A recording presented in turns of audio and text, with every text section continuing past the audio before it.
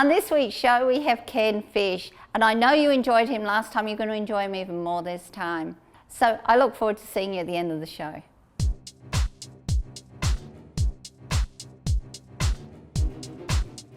Ken, I'd just like to ask you, what are the differences you've seen this time as opposed to last time you were in Australia?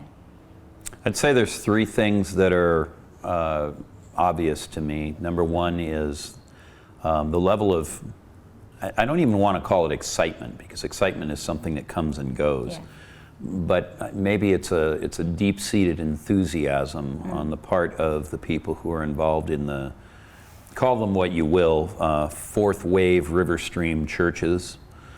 There seems to be an across-the-board commitment to this notion of a widespread awakening and a willingness to work toward that. Yeah. So it's one thing when you've got a church or a series of churches where a few might have a vision for something, but when everybody gets on board, there's real power in unity. Absolutely. Yeah. So I'm seeing that particularly among those churches. I would add that, in many other denominations, there are people who also have that vision, but it might not yet be quite as pervasive as in the, again, fourth wave / river stream type churches. So that's changed. A second thing I'm seeing it's probably something that was there, but it's extended quite a bit further, is an internetworking among movements and bridging between various denominations and ministries. One of the things I learned a couple of years ago is that when you don't have that kind of connection, it's difficult to get a widespread revival. Yeah. You might get a move of God in a church, but it'll tend to be localized. Yeah. You might have 3 churches of one denomination in some city, all of which somehow relate to each other because they're in the same denomination.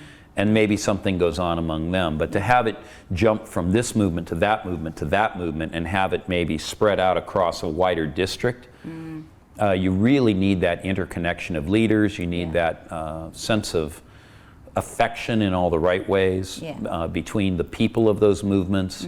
The sense that we're in this together even if we camp under different flags. Yeah. Yeah. And so I'm seeing quite a bit more of that. And I actually was sort of taken aback by it when I saw it, how far that had advanced. And then a third thing that I'm seeing is the emergence of a movement for awakening among the top tiers. I don't really like using that language, but I don't have better language. The top tiers of Australian society. And so I'm talking now with groups that are in touch with members of the federal government here in Australia. Maybe they're connected to key leaders at the state level. People who are coming out of big business, the biggest of big business in Australia. These are people who have political and business clout. They tend to be moneyed and educated. Yes. And they are, in their own way, in their own sphere, putting their hand to the plow as well, so that this is not just something that's occurring at the grassroots level, but at the top end as well. You're starting to get something happening there. There's obviously fewer people up here than down here. That's always the way it is. But the point is that level of leadership is also in place. So I look at that and I say, well, I don't think we have our nationwide revival yet, but the key components seem to be coming into alignment so that can happen. Yeah. And because of the networking and, as you said, this genuine affection, which means there's a lack of competitiveness between networks or denominations, or call them what you will. There's more traction for the Spirit of God to actually move. There's more longevity in whatever move does come. That's right. So that's pretty exciting. Yeah, that competition thing is really a key detractor from a move of God. Paul wrote to the Corinthian church about it, and he called it, well, in King James English anyway, it's called party spirit. And I don't think it means, woohoo party, but it's more, there are factions. But that kind of factionalism has killed many a revival. It was a key factor in the downfall, for example, of the Welsh revival. And you know, for Christians to be laying that down and to saying, look, we have a wider purpose here. Sure, we all have our own distinctive emphases and, you know, who we think is the right man for the hour or whatever. But notwithstanding, when people can unify and get behind something, that's how coalitions get built. That's how things change. Yeah, yeah. But do you not think, I mean, what I see is people aren't chasing a man or a woman in the same way as previously, you know? That's correct. It was always, oh, you know, if I need healing, I'll go there. If I want prosperity, I'll go there, or whatever. And people had their pet teachers that they liked and they didn't like someone else. But it doesn't, it's almost as though there's a group of people that God's just bringing out of the shadows, and they've been there all the time, and they're actually making significant contributions, but it's not that anyone in particular wants to have their name in lights over the canopy. It's we want to see Jesus' name glorified. Yeah, and one of the ways the Lord is helping us with that is He is sending so many people throughout Australia. It is literally almost gotten to the place where, you know, if you are an itinerant minister, you probably will not be the only person in town, whichever town. Yeah. When you go there. Now, Australia is a little bit unique because of your summer holidays that essentially begin in mid-November and sort of end the 1st of February. So it makes it about a 9.5-month year here, which we have a longer year in the States. But the net effect is, you know, you have all these people coming from overseas. Some of them are American, of course, but there are others coming from England and Canada and wherever. And just this weekend, we're here in Adelaide. So I was with a church this weekend. Actually, 2 churches on Sunday. I visited 2 of them. But anyway, I was here. John Meller was in town, and he was working with the Uniting Church. Okay. And then John Arnott was here, who's, you know, he's the pastor of the Toronto Awakening. And he was here.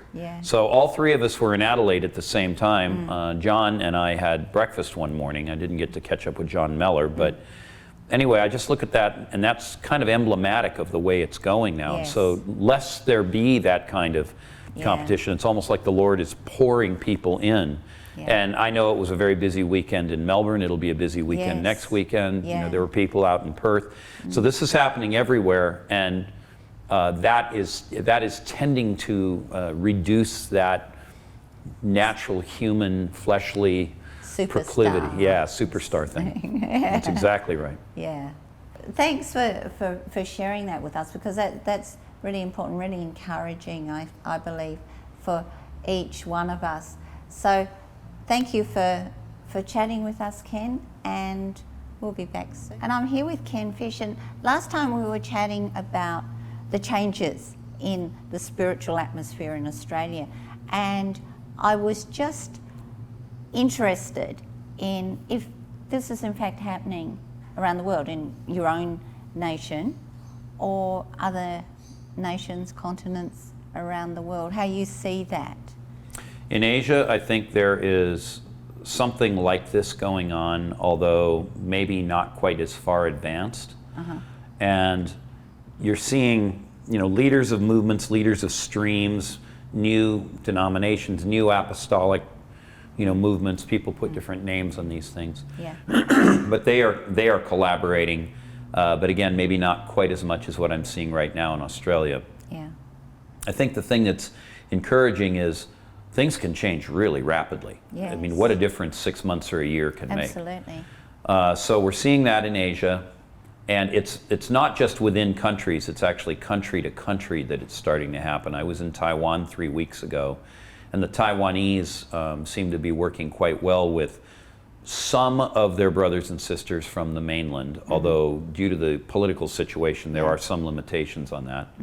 Actually, more maybe than we realize.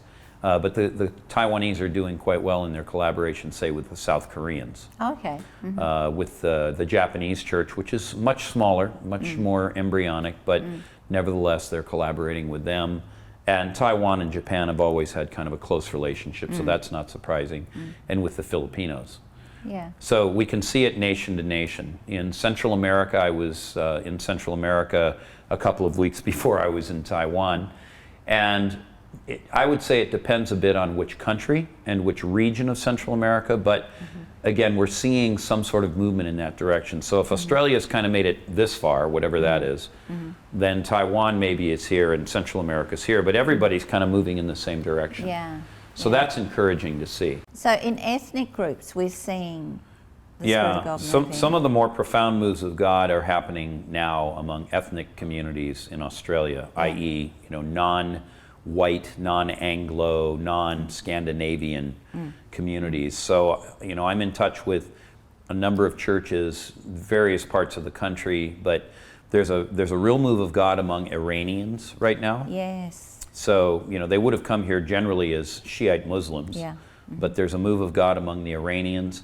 There's a move of God among Somali and Ethiopian, immigrants, and then at least among the Chinese on both coasts, there is a profound move of God in those communities as well. And the thing is, in an ethnic community of whatever sort, generally they're fairly tightly knit. Very. And mostly people know one another quite well. So if something happens, it becomes very quickly known among all of them. Yeah. And I think that's part of what's accelerating that sort of revival dynamic is, among Anglos, people may or may not connect to each other. They're a little bit more aloof. They're they're in their car with the clicker, the garage door goes up, they drive in, the garage door goes down. They're kind of isolated, reserved. So word may not spread.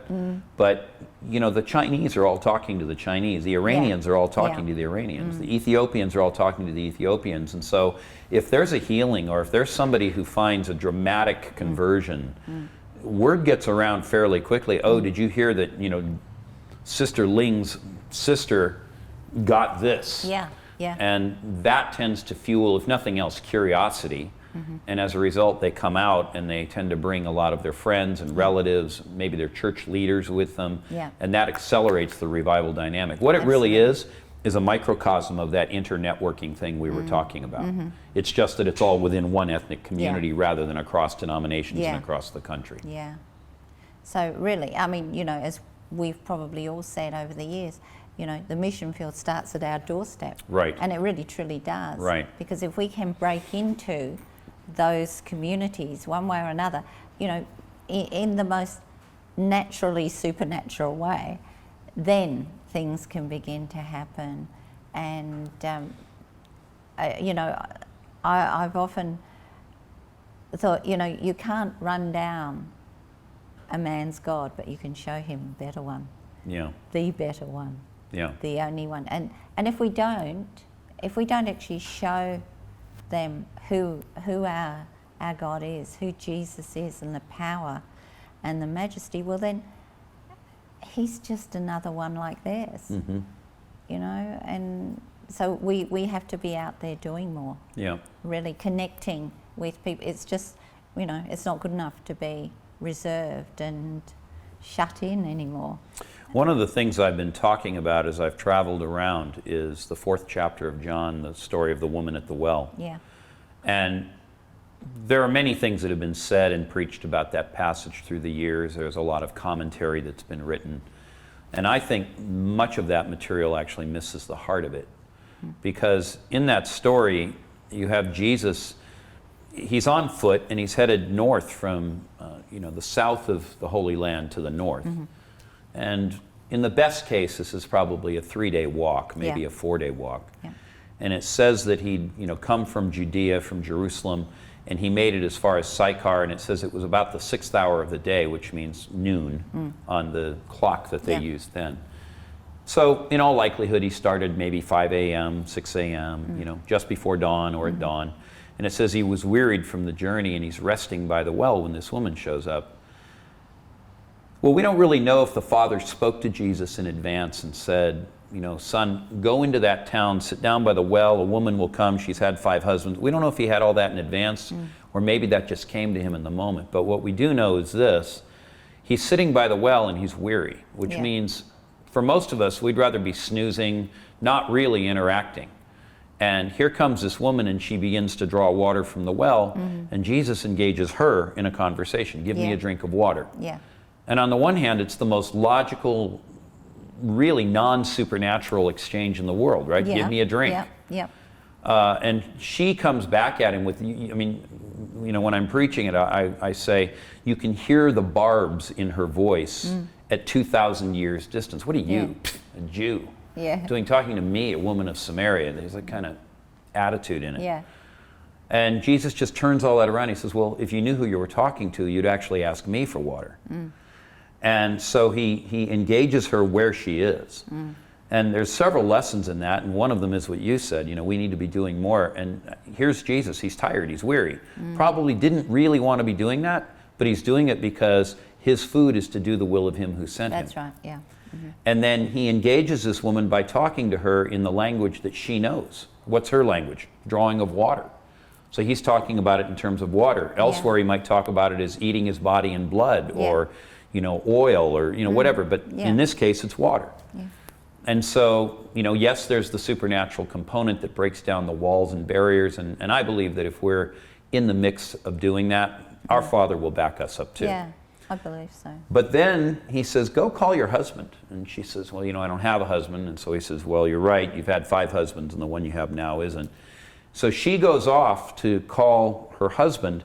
But when she returns, the disciples have also returned, and they're eating their lunch. It says they'd gone off to buy food. And, you know, I kind of picture them with their head down in their pita pocket, right? And they're just noshing away.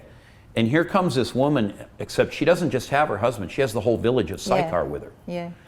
And Jesus has to say to his 12 disciples, hey, you guys, you know, wake up, get your head out of the food. You keep saying it's 4 months till the harvest. Here they are. The fields are white for harvest right now. Go prophesy. Go heal. Lead them to faith. Prophesy their destiny. There's a whole village of ministry to do right here. Because they've been too wrapped up in the affairs of, you know, the normal affairs, getting food, getting lunch. And so I think that's another thing that's happening in Australia right now, and also America, is there's a kind of a shaking of people out of that ho-hum, get along, normal life, and being open to being interrupted by God, being disrupted even when it's not really convenient, and having those divine moments, which tend to be, you know, when you least expect or want them, somewhat messy. I mean, this woman had issues coming out of her ears, messy. Right? And yet, not only does the woman believe, but it says the whole village believed, and then they ask him to stay 2 extra days. Now that's really messy. No matter who you are, no matter when you live, 2 days delay, that's a big deal. And yet there he is in the midst of all that, and they say, well, ma'am, we no longer believe because of what you said. We've heard for ourselves, we've seen for ourselves. We now believe this is the Savior of the world. And so this is the kind of thing that I see happening among Christians. They're waking up to that kind of dynamic, and they're looking for those Sychar well experiences.